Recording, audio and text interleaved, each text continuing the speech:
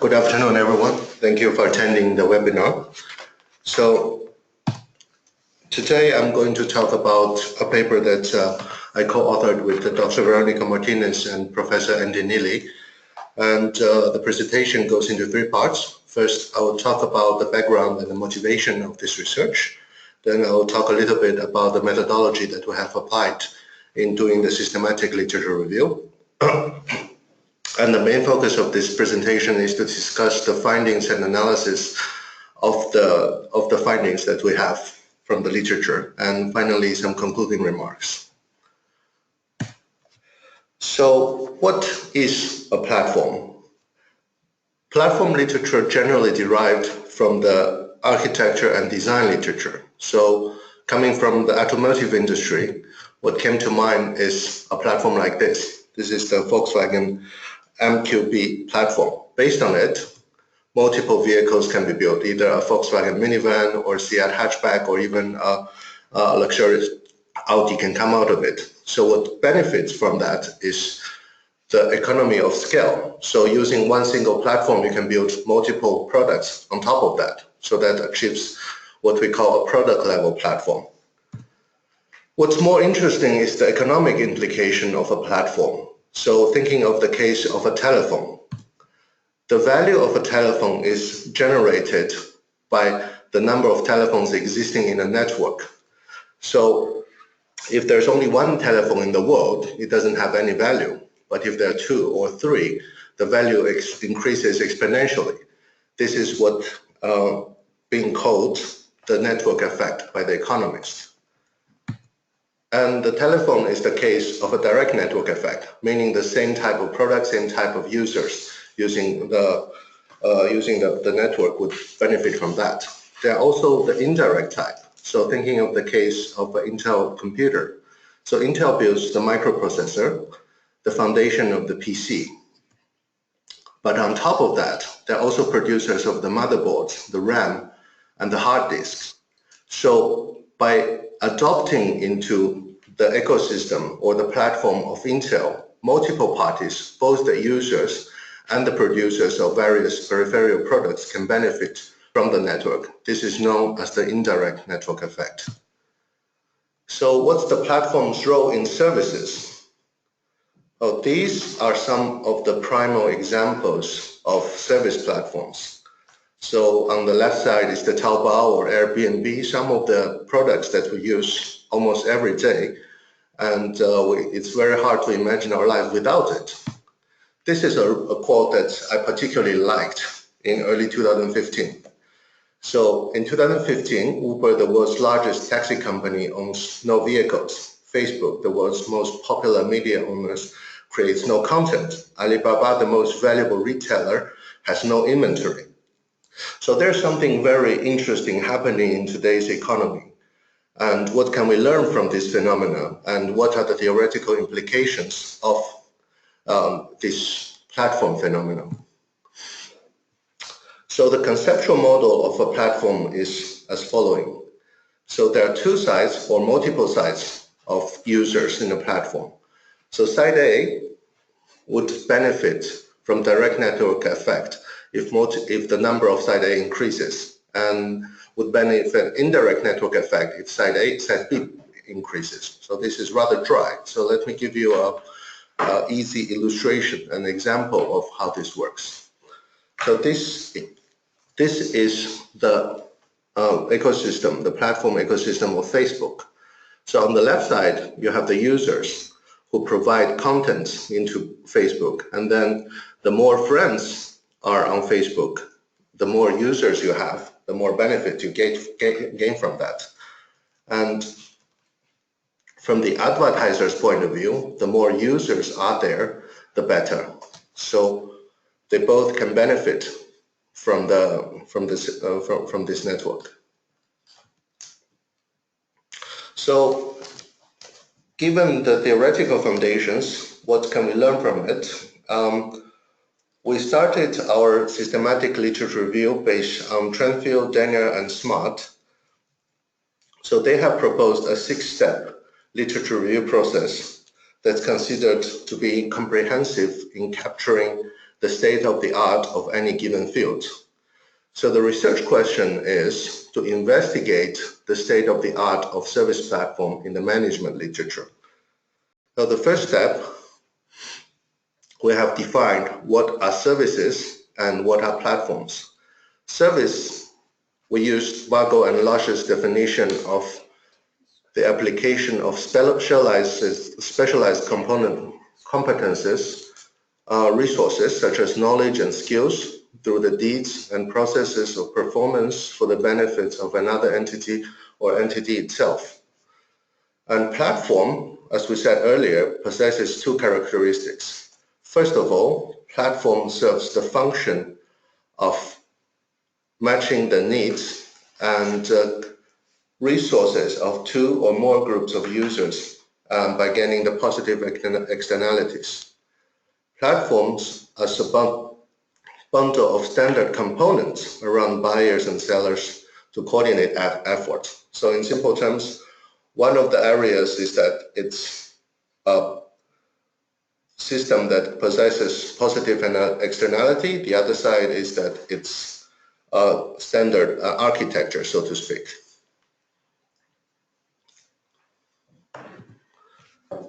So the systematic literature review method focuses on two fields of research. The first side is service, and then the second side are the platform literature. So those search terms, platform and services, are tested across 3 databases, and each database is generated a number of results. So each of the database would represent the size of the literature. So as you can see, Google Scholar is the largest and ScienceDirect being the smallest. So that's not sufficient enough for us to conduct a meaningful systematic literature review. So what we did is that we applied the exclusion basic search criteria. First of all, they have to be in the business and the economics area. And then they have to be peer-reviewed articles to guarantee that the value of the research is not just a piece of report. And the period is starting from 2002 until 2015, based on the milestone work of Gower and Cusumano, platform leadership. So by applying those two criteria, we have already excluded Google Scholar because of its inability to apply more complex criteria, and ScienceDirect unfortunately did not return any meaningful result. Therefore, a total of 776 articles were filtered down. And then further on, we have applied the inclusion and exclusion criteria. So this is more or less a manual process. So any study that discusses service in the platform context is that's being theoretically defined after checking with the definition we mentioned earlier. And then we should exclude any research that just says platform as a hard word. So, for example, I've seen researchers saying that untested network platform would be called a platform, but actually they did not discuss in any length the technological architecture or the economic implication of that. So we have included those articles. And both empirical and conceptual studies were included. So after our filtering process, a total of 110 articles were reviewed for their full length. So here comes the finding part. This is a bit more interesting. So what we found is that over the years, the articles tend to increase over time. And what's more interesting is that it's not only focused on one or two areas such as strategic management or computer science, but actually all sorts of articles, even from marketing or psychology, they all discuss the implication of platforms. So based on this, we further analyzed what industries are being discussed in the in the literature. And unsurprisingly, most of the literature, they talk about the IT and internet industry. So on the left side, we see the large categorization of the industry. So 55 of them talk about IT and internet. And then on the right side, there are further discussions of what exact phenomena they were talking about. So there are social networks, e-businesses, so on and so forth. So the reason for that is perhaps the effect of platform is most visible in the IT industry, and they can see the results of returning much faster. However, this reason needs to be further analyzed in future research. And the other side is the empirical and conceptual research. So by conceptual research, we mean just proposing certain ideas of the platform. So what platform is, what's the possible implication of that. And empirical research basically could be a case study or a survey based on concrete data. So it's a quite interesting trend that initially there are a lot of conceptual papers being published, but gradually the trend is increasingly testing those previous proposed conceptual work. So it's really an exciting time to start an empirical research in the service platform context.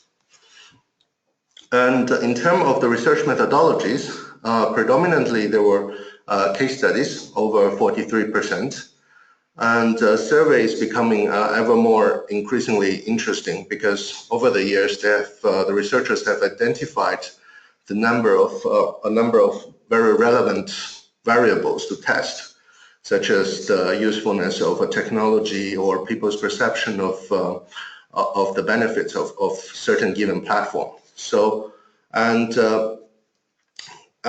some of the research are even based on secondary data. So a lot of methodologies are being applied, and still we're at the exploring stage of this phenomenon, given the fact that most of the studies are in case studies.